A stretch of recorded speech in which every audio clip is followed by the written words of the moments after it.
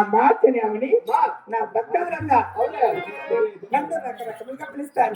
ఓహో, భూలోకంలో భక్తులందరూ కూడా రకరకాలుగా పిలుస్తున్నారు. 10 విధములుగా అంటే 10 మార్లుగా ఆహా 10 నామదేవతలు పిలుస్తున్నారు. పలుమార్లుగా 10 పేర్లు పెట్టుకుని భూలోకానికి వచ్చారు. ఇప్పుడు ప్రస్తుతానికి ఏమంటారు? ఆది మహాలక్ష్మిని పిలుస్తారు. తదుపరి మరి ఏమని పిలుస్తున్నారు? మరి ఇంకా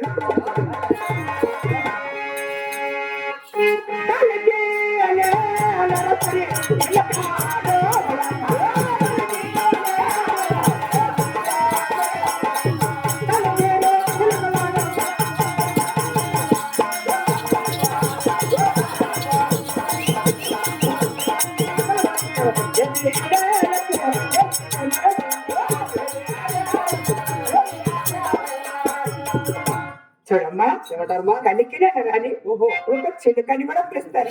పంచనాభుల చిలుక ఆ పేరు పెట్టుకుని వచ్చినావా? ప్రకారం కూడా పిలుస్తారు. నా తదుపరి ఇంకా కూడా చెప్తాను. ఇంకా చెప్పు.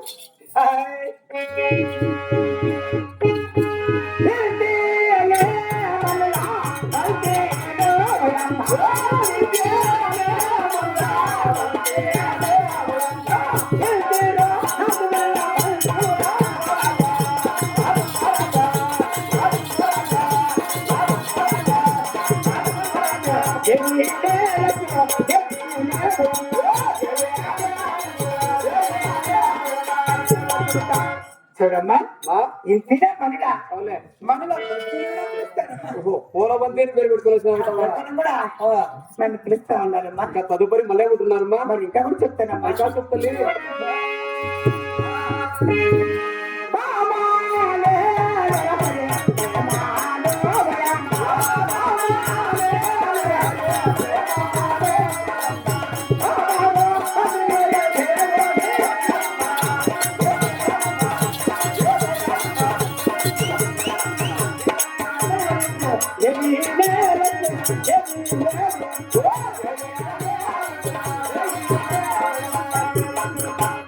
బాబానే నన్ను అవులే, ఒక ప్రేమను కూడా పిలుస్తారు.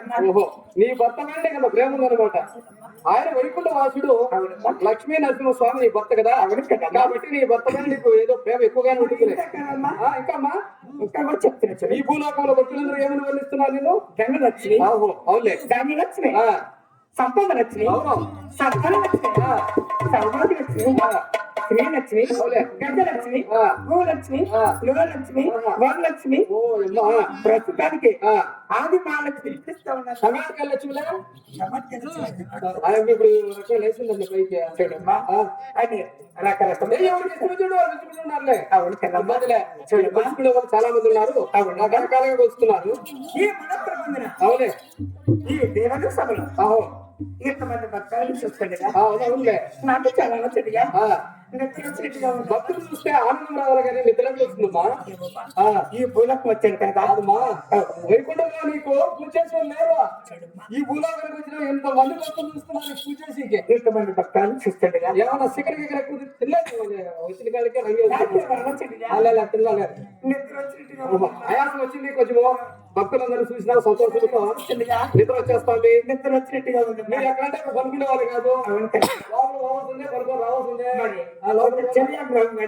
ఒక దేవాలయం శరీరం లోపల ఎక్కువ గాలి ఎక్కడ తగ్గదో కొంచెం పనుకొనేస్తా. ఆ జనాభాకి వెళ్ళి పిలిచి